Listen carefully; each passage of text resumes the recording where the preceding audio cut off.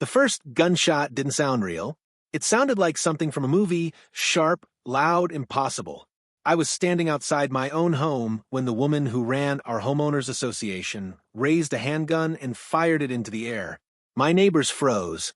Some slammed their doors. Others pretended not to see anything at all. She screamed that I was trespassing on my own property. Her voice was shaking with rage, but her hands were steady, like she'd imagined this moment before. I remember thinking, this can't be happening in America, not in a quiet neighborhood with manicured lawns and American flags on every porch. But as the police sirens approached, she leaned toward me and said something I will never forget. "You should have never moved here." What I discovered in the days that followed, secret complaints, false reports, and a network of neighbors protecting her, hurt more than the gunshot itself. Because that's when I realized the real danger wasn't the weapon. It was the people. Before I take you deeper into this story, I want to pause for just a moment and hear from you.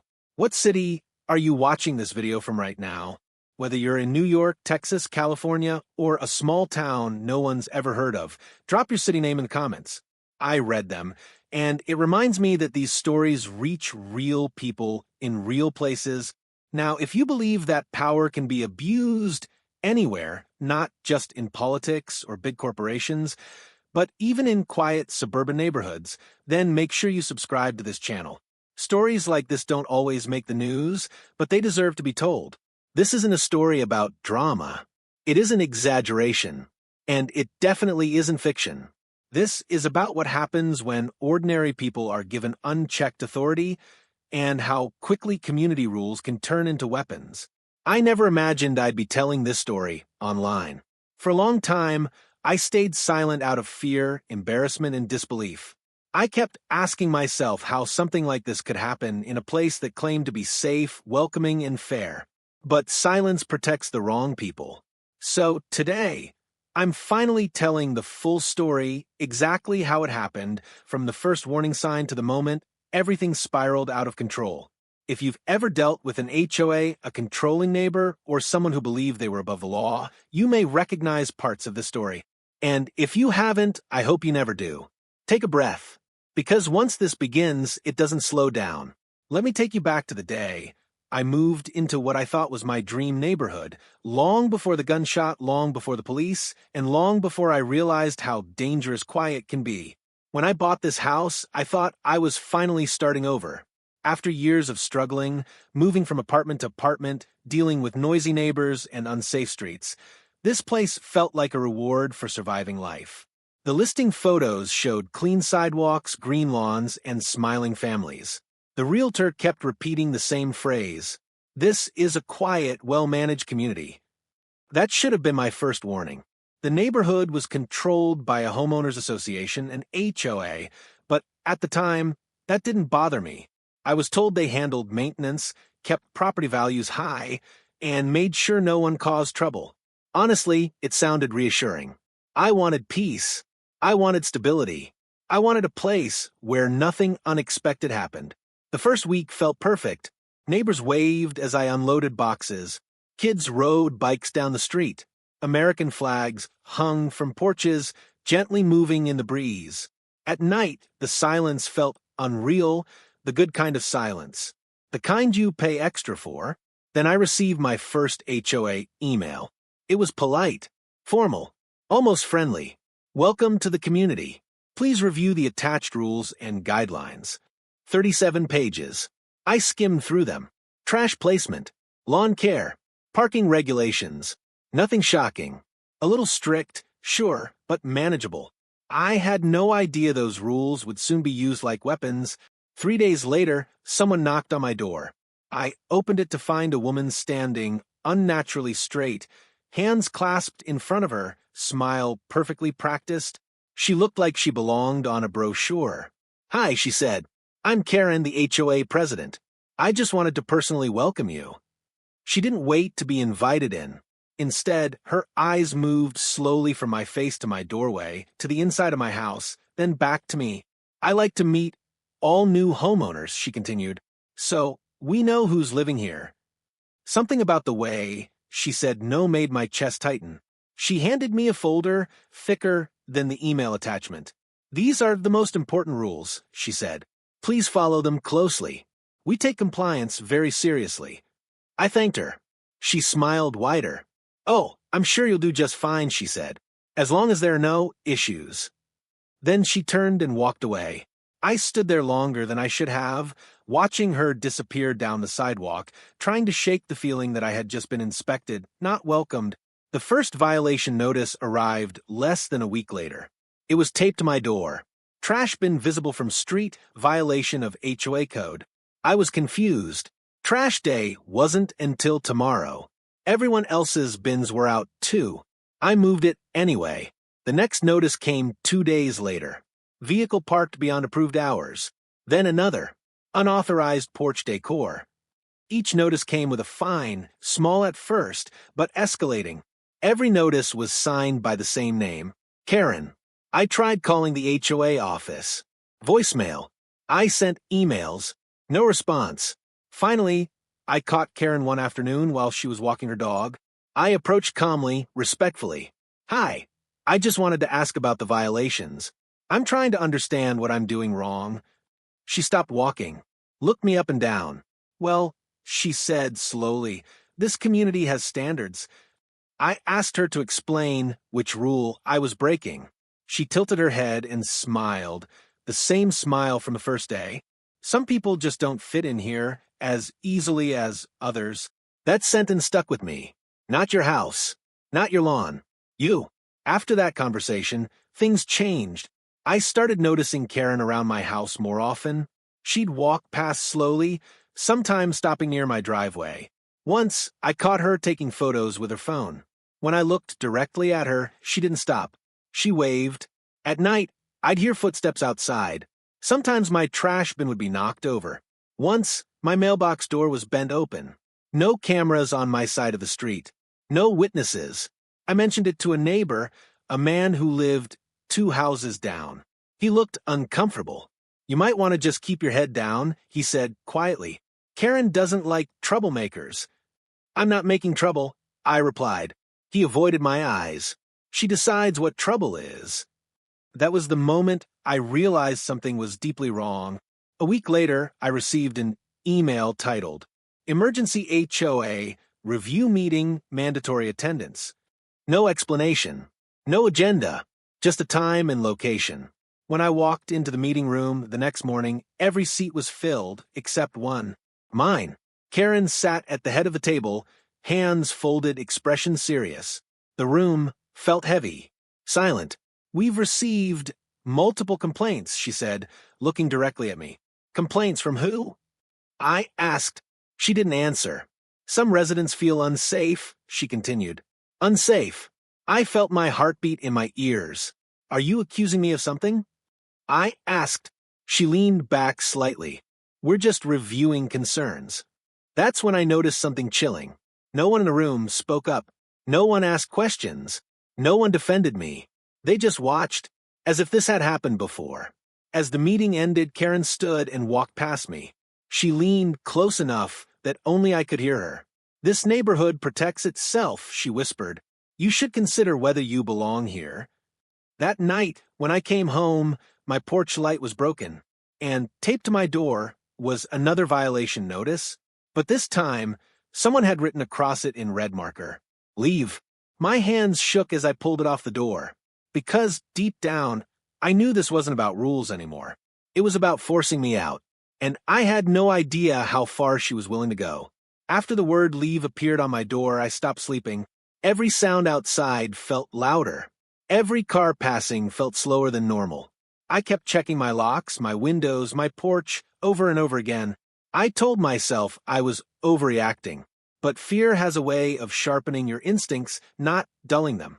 The HOA violations stopped coming for a few days, and that silence was worse than the notices. It felt like the calm before something ugly. Karen didn't walk past my house anymore. She didn't send emails. She disappeared completely. That's when I knew she was planning something.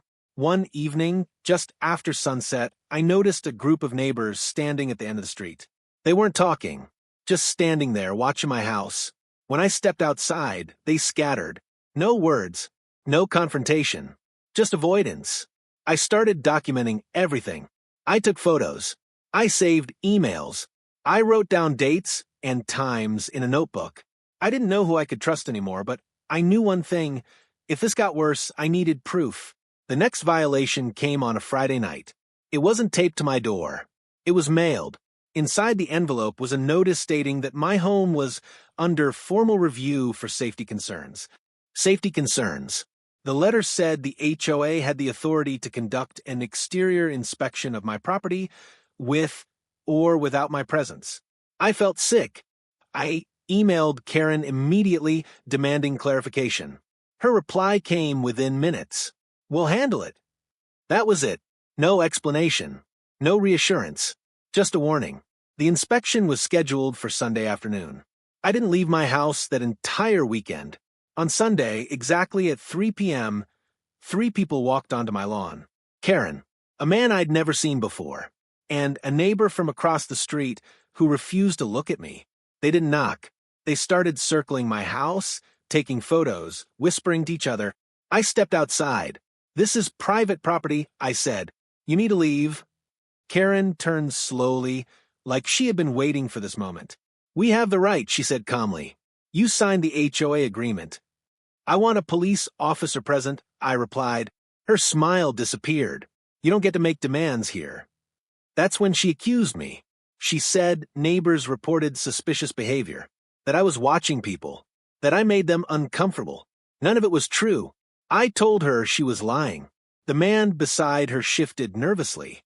Karen stepped closer. You need to understand something, she said quietly. This neighborhood doesn't tolerate threats. I am not a threat, I said. She leaned in so close I could smell her perfume. Then stop acting like one. That night, my security camera notification went off just after midnight. Someone was on my porch. When I pulled up the footage, my blood ran cold. Karen, standing inches from my front door. She wasn't smiling. She wasn't hiding. She was staring directly into the camera. Then she did something I'll never forget. She pointed at the lens and slowly dragged her finger across her throat. I called the police. They arrived 20 minutes later, knocked on Karen's door, spoke with her briefly, and left. No report, no follow-up. The next morning, I found out why. Karen's husband was a retired police officer. Everything suddenly made sense. The silence, the confidence, the way she never seemed afraid of consequences. The harassment escalated after that. My trash bin disappeared. My car tire was slashed, just enough to go flat overnight. Someone filed an anonymous complaint claiming I was storing weapons in my garage. I wasn't, but the police showed up anyway. I could feel the walls closing in. The worst night came a week later. I was taking out the trash when I saw Karen standing across the street, talking to 2 neighbors. When she saw me, the conversation stopped. She walked toward me. You're violating quiet hours, she said. It was 6:30 p.m. I'm done with this, I said. If you don't leave me alone, I'll get a lawyer. She laughed, a cold, sharp laugh. You really think anyone will believe you? She asked. You're the problem here. Everyone knows it. That's when she reached into her purse. At first, I thought she was pulling out her phone. Then I saw the gun. Black, compact, real. My heart slammed into my ribs. She raised it, not directly at me, but high into the air. You're trespassing, she shouted. Get off this property. This is my home. I yelled. She pulled the trigger. The sound exploded through the street. Windows shook. A car alarm went off. Neighbors ran inside. Doors slammed shut. No one came to help. Smoke curled from the barrel as she lowered the gun. Her hands weren't shaking. Mine were.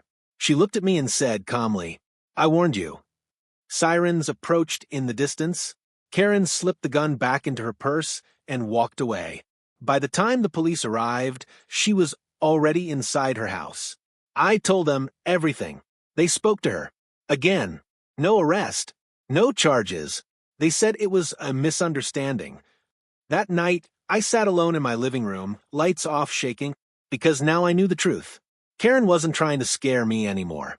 She was trying to remove me, and in this neighborhood, she had the power to do it. After the gunshot, something inside me changed. Fear was still there, sitting heavy in my chest, but it was no longer the loudest emotion. That place was taken by something else. Anger. Not the explosive kind. The quiet, focused kind that tells you something is wrong and refuses to let you ignore it. I realized two things that night. First, Karen wasn't acting alone. Second, this had happened before. The way the neighbors disappeared. The way the police brushed it off. The way the HOA board sat in silence. None of this was new. So, I stopped asking for permission and started looking for answers. The next morning, I called in sick to work and opened my laptop. I pulled up the HOA website and began reading everything I had ignored before: meeting minutes, archived newsletters, violation reports, financial statements. At first, it all looked boring. Normal. Carefully written. Too carefully. I noticed something strange in the meeting records. Names kept changing. Homeowners would appear in the minutes for a year or two, then vanish. No farewell. No explanation. Just gone. I searched public property records. That's when my stomach dropped. At least 6 homes on my street alone had changed ownership within the last 5 years, all under circumstances listed as voluntary sale. But when I cross-checked the dates with HOA violations, a pattern emerged. Each homeowner had been cited repeatedly. Each had attended emergency HOA meetings. Each had sold their home within months of escalating fines. One name stood out, a woman named Elaine Morris. Her house was 3 doors down from mine, now vacant. I knocked on the door anyway. No answer. But when I turned to leave, an elderly man across the street waved me over. His hand shook as he spoke. "You shouldn't be asking about that house," he said quietly. "Why?" I asked. He looked around before answering. Because Elaine asked questions too. My chest tightened. What happened to her? She moved, he said, quickly. Too quickly. Packed up and left. But why? He hesitated. She said the HOA was trying to force her out. Said Karen was targeting her. What did Karen do? I asked. He swallowed. The same thing she's doing to you. That night, I searched Elaine's name online. After scrolling for pages, I found an old forum post buried deep in a homeowners' rights discussion board. The username matched. The post was 3 years old. She wrote about harassment, false complaints, HOA fines she couldn't afford, neighbors who stopped talking to her, and one sentence that made my blood run cold. I'm scared to be in my own home. The post ended abruptly. No updates. No resolution. I tried messaging the account. No response. I dug deeper. Public court records revealed something worse. Karen's HOA had filed multiple liens against homeowners over the years for minor violations. Trash bins, paint colors, lawn ornaments. Homes were forced into foreclosure. Sold under pressure. Bought cheap by companies linked to, you guessed it, HOA board members, including Karen's sister. This wasn't about order. It was a business. And Karen was the gatekeeper. The more I uncovered, the more dangerous things felt. One afternoon, I returned home to find my mailbox stuffed with documents I didn't recognize. HOA notices, dozens of them, all dated weeks back, all claiming I had ignored warnings. They were backdated, fabricated. Someone wanted a paper trail. That night, I received a voicemail from a blocked number. A woman's voice. Soft, shaking. "Please stop digging," she whispered. "They watch everything." Then the call ended. I barely slept. The next day, I met a real estate agent who used to work in the area. I didn't tell her everything, just asked casually about turnover in the neighborhood. Her face tightened immediately. "Oh," she said, "that place.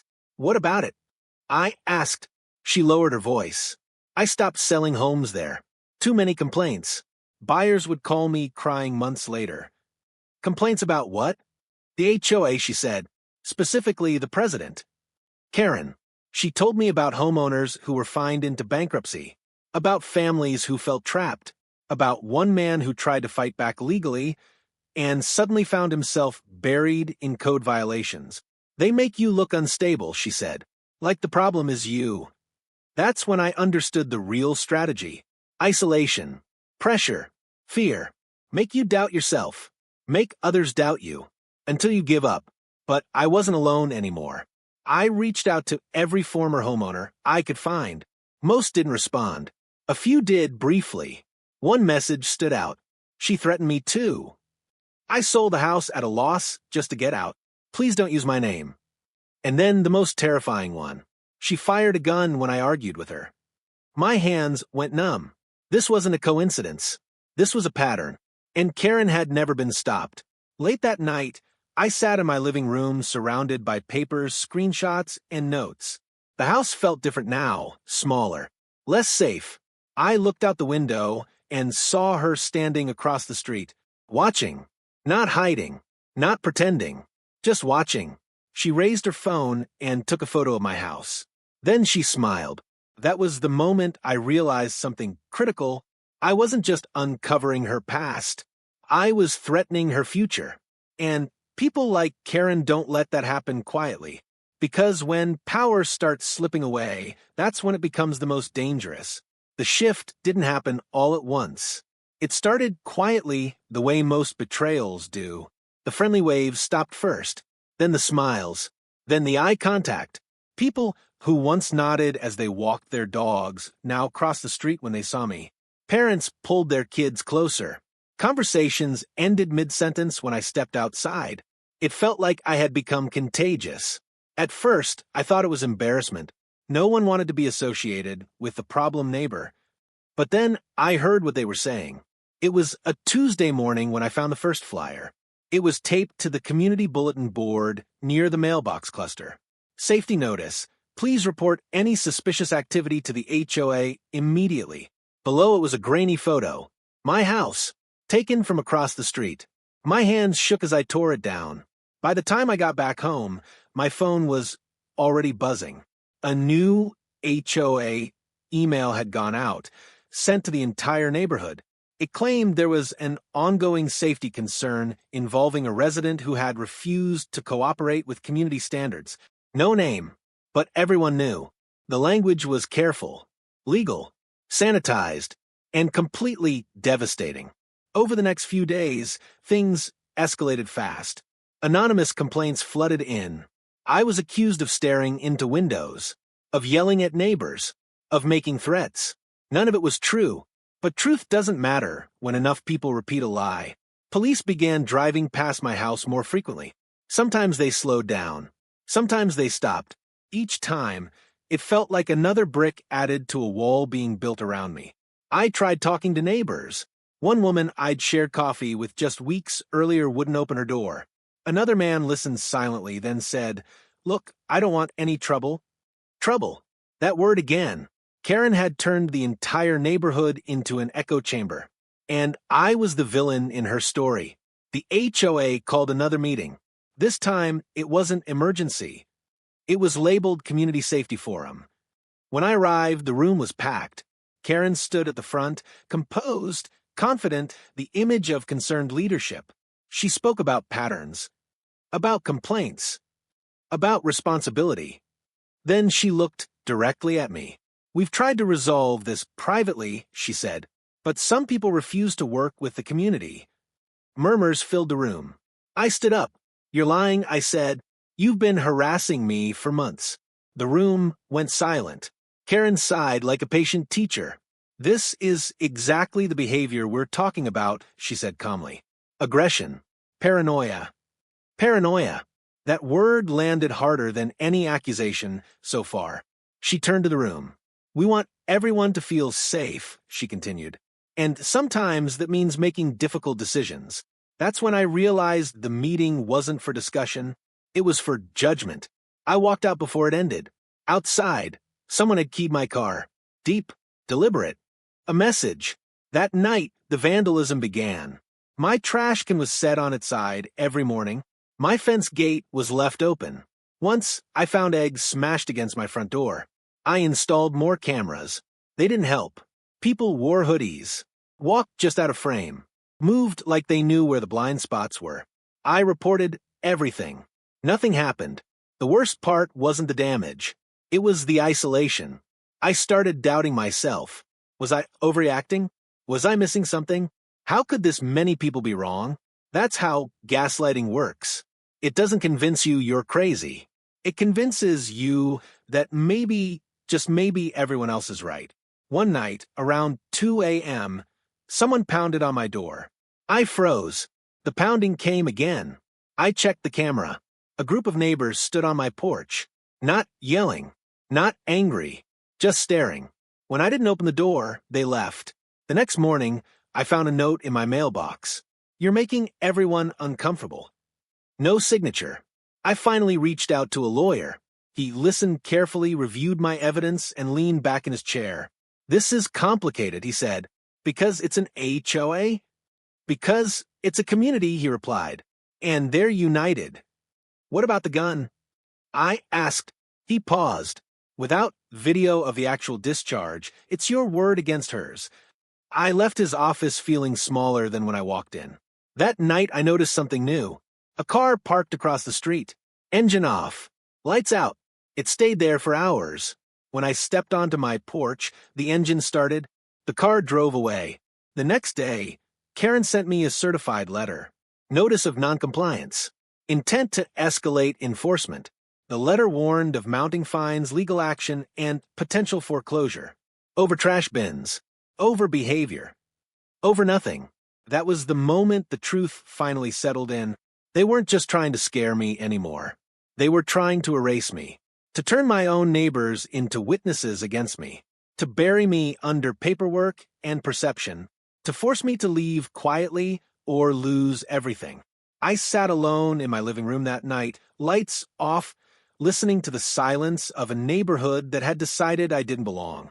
And for the first time since this began, I asked myself a question I was afraid to answer. What happens if I stay? Because I knew one thing for certain now, Karen wouldn't stop. And if I made one wrong move, this story wouldn't end with fines or lies. It would end with something far worse. The turning point didn't come from the police. It didn't come from the HOA. And it definitely didn't come from my neighbors. It came from a mistake. Karen's mistake. After weeks of pressure, fines, and silent intimidation, I realized something important. Karen believed I was alone, exhausted, and close to giving up. She believed fear had done its job. That confidence made her careless. It started with an email. Not sent to me, sent about me. I only saw it because one HOA board member accidentally included me in a reply-all chain that I was never meant to see. The subject line read, Escalation strategy. My heart pounded as I opened it. The email wasn't written like a concerned community message. It was blunt, strategic, cold. Karen outlined a plan. Increase fines rapidly. Document behavioral incidents. Encourage neighbors to submit written complaints, even anonymous ones. Create a record strong enough to justify legal action or force sale. One sentence made my blood run cold. If we move quickly, he'll fold. He, not homeowner, not resident. He. I saved everything. Screenshots, metadata, headers. Then I did something I should have done months earlier. I stopped playing defense.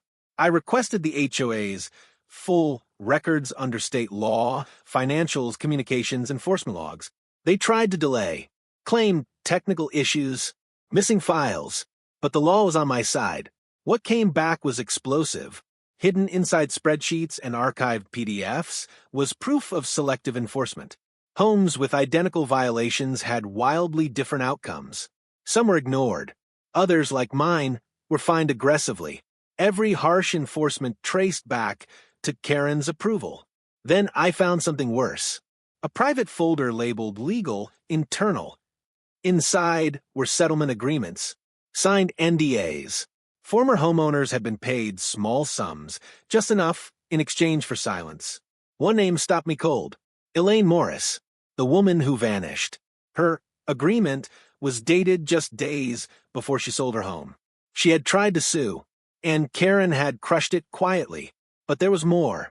Buried in email attachments were photos, security camera screenshots, taken by Karen, of Elaine's house, her driveway, her front door, late at night, the same pattern, the same playbook. My hands trembled as I scrolled. Then I found the file Karen never should have saved, an audio recording, labeled casually, meeting_notes_final, and M for, I pressed play. Karen's voice filled the room. She was laughing. "This always works," she said. "They panic. They sell. We clean up." Another voice responded, a board member.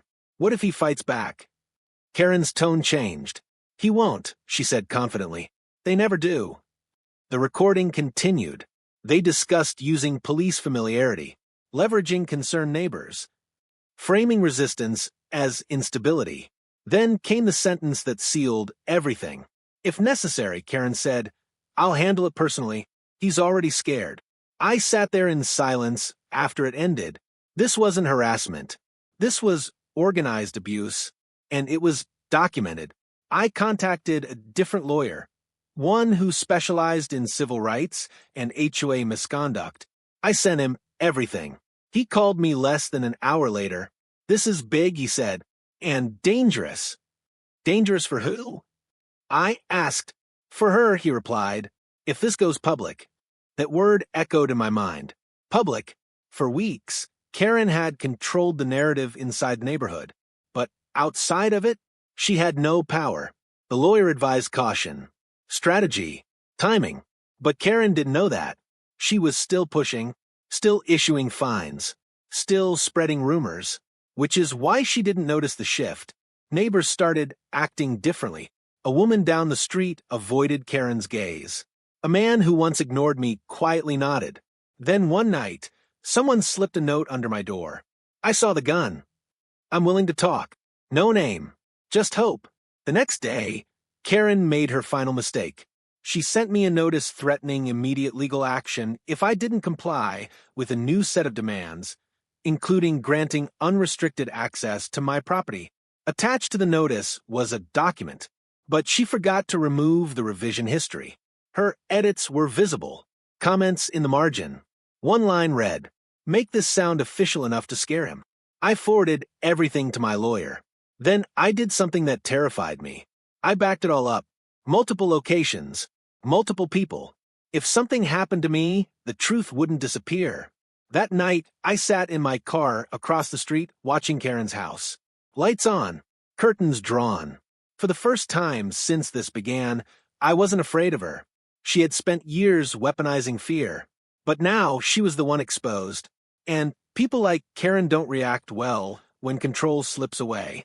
Because when someone who has always silenced others realizes they're about to be heard, they don't apologize. They escalate. The final confrontation didn't happen the way I imagined.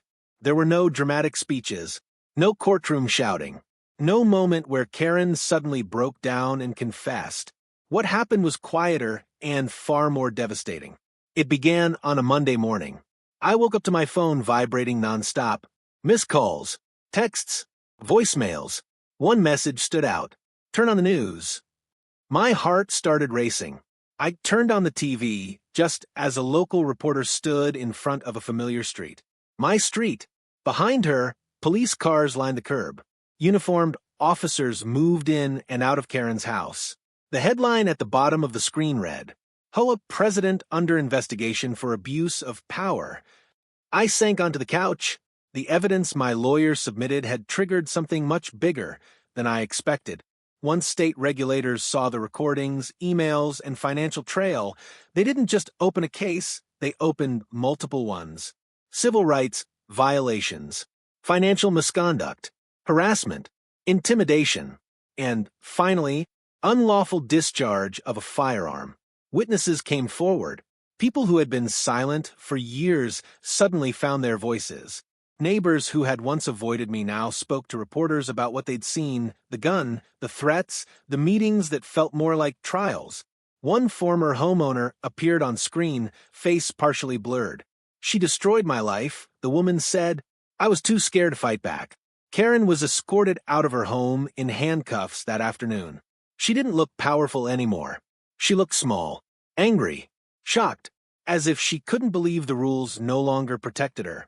The HOA board resigned within days. Audits began. Liens were frozen. Foreclosures were halted.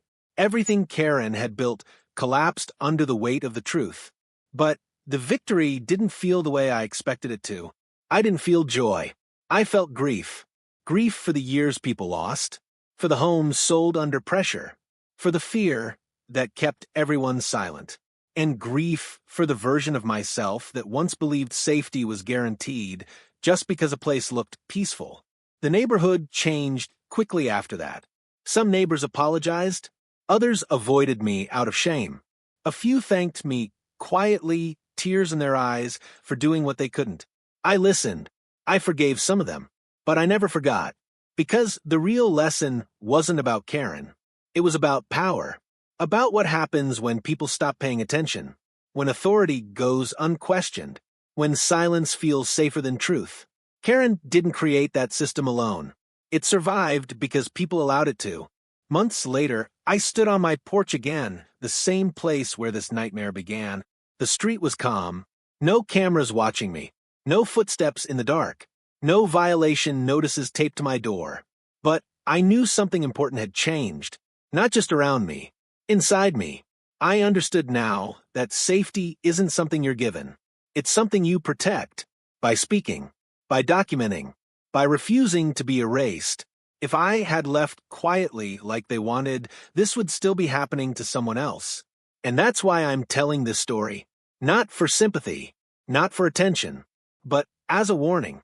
If you're dealing with harassment, abuse of authority, or a system that's trying to silence you, you are not crazy and you are not alone. And to everyone watching this right now, if this story moved you, disturbed you, or opened your eyes, don't scroll past it. Subscribe to this channel. Share this video. Tell these stories, because darkness survives in silence. And the moment people start talking, even the most powerful bullies lose control. Thank you for listening. If this story made you uncomfortable, good, because it means you understand how real this is. Power abuse doesn't always look loud or obvious. Sometimes it wears a smile, hides behind rules, and calls itself community. If you've ever dealt with a toxic HOA, a controlling neighbor, or someone who tried to silence you, you are not alone. And your story matters more than you think. Backhand index pointing down, here's what I want you to do right now. Subscribe to this channel, because stories like this don't get told unless people support them. Like this video, so it reaches someone who needs to hear it. Comment your city below, and tell me, have you ever experienced something like this? Even one comment can help someone else feel less alone. And most importantly, share this video, because the truth loses its power when it's hidden, but it becomes unstoppable when people speak together. Thank you for watching. Stay aware, stay strong, and never let anyone convince you that your voice doesn't matter.